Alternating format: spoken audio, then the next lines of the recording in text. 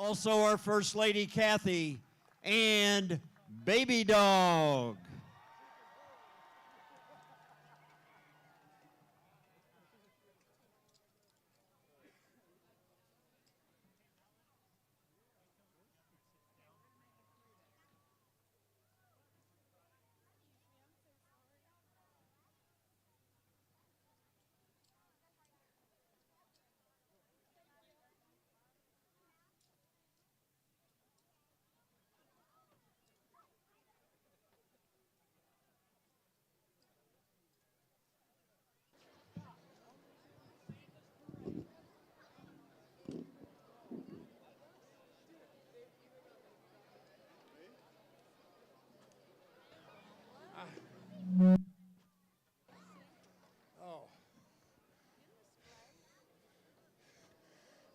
First of all, I can't see any of you. But nevertheless, what an incredible night for Kathy, for Baby Dog. Now, y'all got to cheer really loud for Baby Dog. Let's hear it for Baby Dog.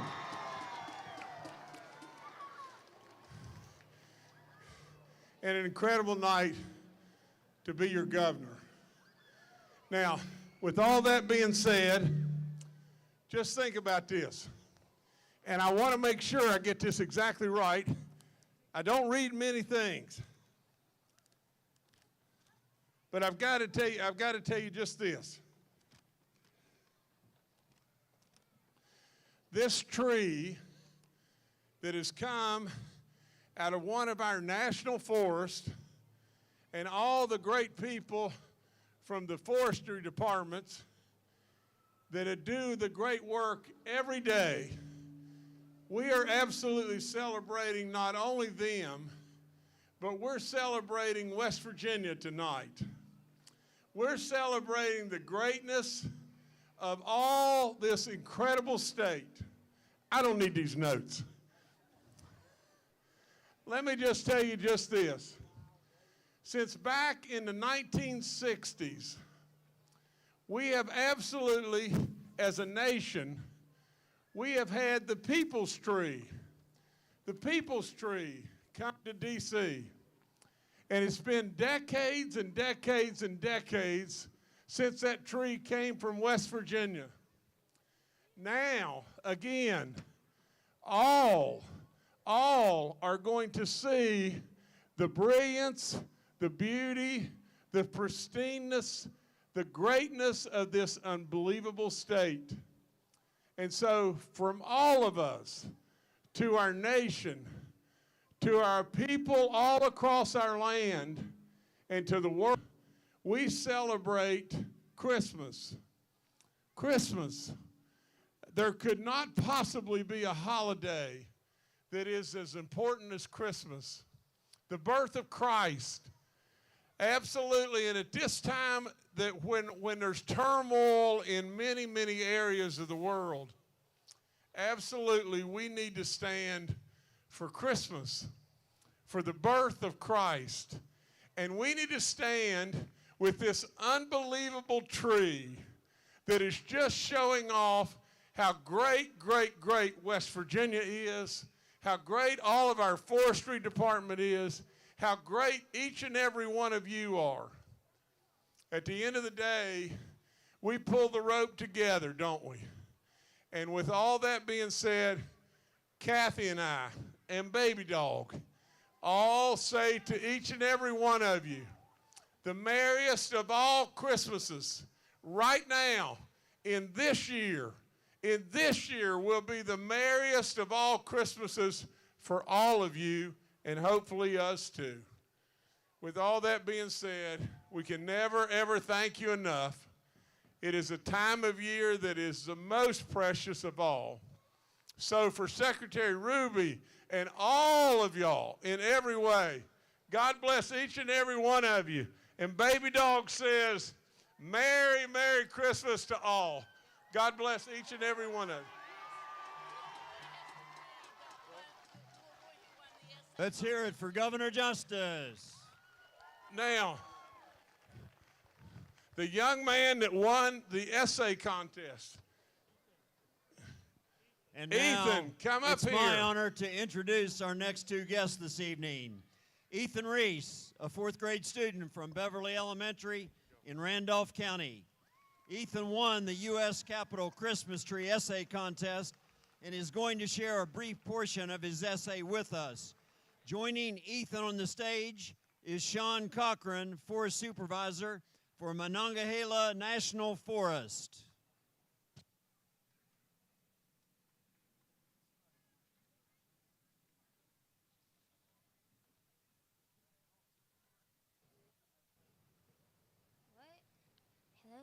Oh, wait. Do I need to get closer? Okay. Okay. My name is Ethan Reese, and I'm in fourth grade at Beverly Elementary School. I live very close to where the Capitol Christmas tree is from, the Monongahela National Forest. I spend a lot of time there with my family, and I'm the great-great-grandson of one of the very first supervisors of the Monongahela National Forest. The biggest reason I love West Virginia forests and public lands is because they allow me to spend time with my family. I take photographs with my dad, hike with my mom, fish with my grandpa, identify wildflowers with my grandparents, travel and explore with my parents, and camp with all my family. One of my favorite things to do in West Virginia forests and public lands is to identify plants and animals, especially birds. I did see a blackbird once, which was pretty exciting. I really enjoy wildflower identification the most. My parents and grandparents tell me I get it on because my grandfather is a biologist and my great-grandfather is a botanist. My great-grandfather even rediscovered the plant on Sheep Mountain that was thought to have been extinct in West Virginia. When I travel around the state with my parents, I watch for wildflowers, listen to birds, and smell the fresh air. The sounds of the rivers are very relaxing. I have visited many places in West Virginia, but still have a lot of other places I would like to visit. Our forests and public lands were something that allowed me and my family to still get outside and explore during the pandemic. For us, most of that was the Monongahela National Forest, where I visited the virgin timbers on Sheep Mountain for the first time. My grandma is a retired history teacher, and she told us that over 100 years ago, most of West Virginia looked like those virgin timbers. I learned that most of our forests were clear-cut long ago, but there were many people who helped restore our forests. One of those people was my great-great-grandfather, Arthur Wood, who became supervisor of the Monongahela National Forest in 1931. He set a plan in motion to plant millions of trees to rebuild the forest for future generations. Thanks to those efforts, I'm lucky that my generation knows the Mountain State is one covered in endless trees and wildflowers and home to many wild animals. I love that I have a great connection to one of West Virginia's forest treasures, the Monongahela National Forest, through family history and my love of nature. I am excited that the Capitol Christmas tree is from the forest where I love to explore, and I know my great-great-grandfather would be so happy that almost 100 years later, Monongahela National Forest and other state lands have been kept endlessly wild and wonderful.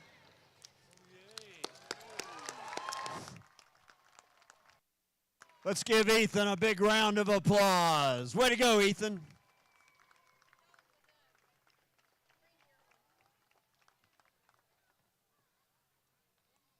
And now I believe Sean is going to give us a few words. Definitely is almost heaven. It's an honor to be with you here today to celebrate the 2023 U.S. Capitol Christmas tree. As your forest supervisor of the Monongahela National Forest, the endlessly wild and wonderful national forest, we're here to celebrate with you what we call the People's Tree. And this year, as the governor so eloquently spoke, it represents not only the people's tree from across the United States, but definitely the people here in West Virginia. From here in Charleston, the People's Tree will journey across the state to the U.S. Capitol, where it will be stood up on the west lawn of the U.S. Capitol building. From its solemn but resolute position on the West Lawn, it will provide testimony to the great state of West Virginia, our traditions, our cultural heritage, and most importantly, our people. One of the most important parts of the U.S. Forest Service mission is to not only conserve national forests and grasslands for multiple use, but to ensure the nation's people have opportunity to find connection to and fulfillment in the sacred landscapes that we steward as your Forest Service. Today, it is my honor to introduce a gentleman who last week served as one of the sawyers that harvested this great tree. North America's #1 ranked lumberjack sportsman competitor, Arden Koger Jr. Sorry, Arden. Let's hear it for Arden Koger. Let me tell you a little bit about Arden. Arden's family story is one deeply rooted in West Virginia and one that has strong connections to the Monongahela National Forest. Arden's father, Arden Koger Sr., harvested the 1976 U.S. Capitol Christmas tree, and before that, his father harvested a Christmas tree for the White House in 1962. Following in his family tradition, Arden Koger Jr., as a young boy, went to work with his father to learn ways of the forest and how to be a forester. Arden's parents not only instructed in him the ways of forestry, but also instilled in him the importance of hard work and perseverance. In high school and in college, Arden continued to honor his family's values of working hard and persevering to earn 2 bachelor's degrees, an MBA, and a Juris Doctorate degree, allowing him to practice law, which he has done for 26 years. In addition to practicing law, Arden is North America's #1 ranked lumberjack sports competitor. To date, he has won 55 world titles, served as captain of the United States National Lumberjack Team, and is a 27-time finalist in ESPN's Steel Lumber Sports Series. And last week, when Arden helped harvest the 2023 U.S. Capitol Christmas tree, the People's Tree, the West Virginia tree, by axe and by crosscut, he honored his family's traditions and the West Virginia values of hard work and perseverance. Please join me in welcoming Arden Koger. Thank you, ladies and gentlemen. I didn't quite anticipate having such a wonderful introduction. I never know what's going to come out of my mouth. I've been practicing law for 27 years, and my people who work with me just wind me up and turn me loose, and I never know what I'm going to say. All I have to say is that the tradition of how we got this tree on the ground. We use the axe, we use the crosscut saw, we use the hard work ethic, which is part of what is West Virginia. We, myself and Ron Polgar, we did this together. My father cut down the Capitol Christmas Complex tree in 1976. He cut the front face with an axe, he cut the back cut with a chainsaw. In 1962, when he did the White House tree for the Kennedy administration, he, again, ceremonially used an axe for the front face and then used the chainsaw for the back cut.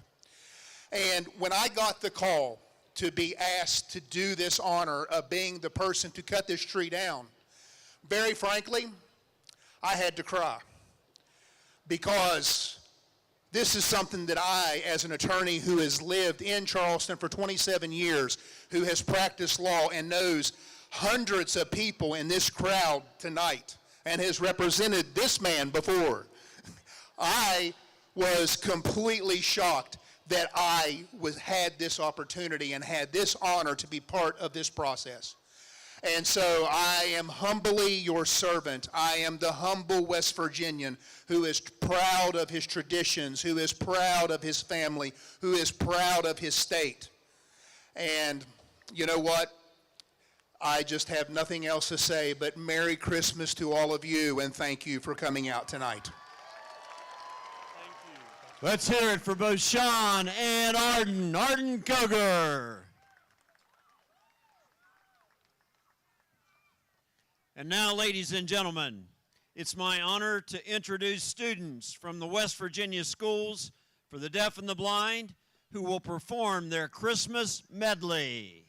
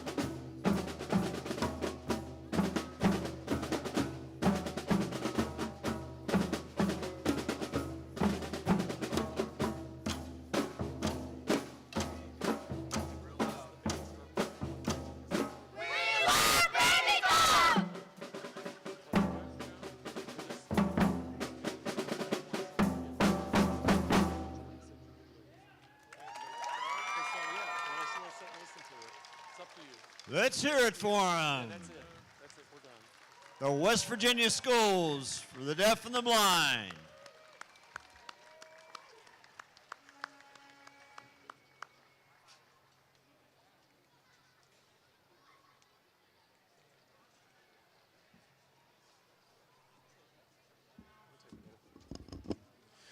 Okay, ladies and gentlemen, we'll have all the bands together play Santa's Parade.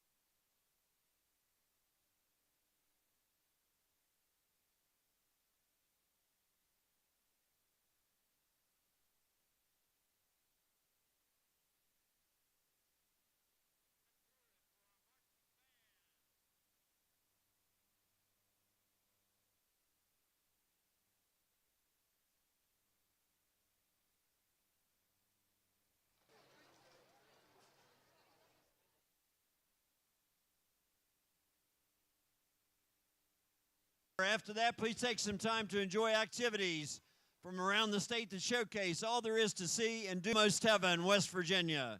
The Culture Center is also open this evening with additional refreshments and children's activities.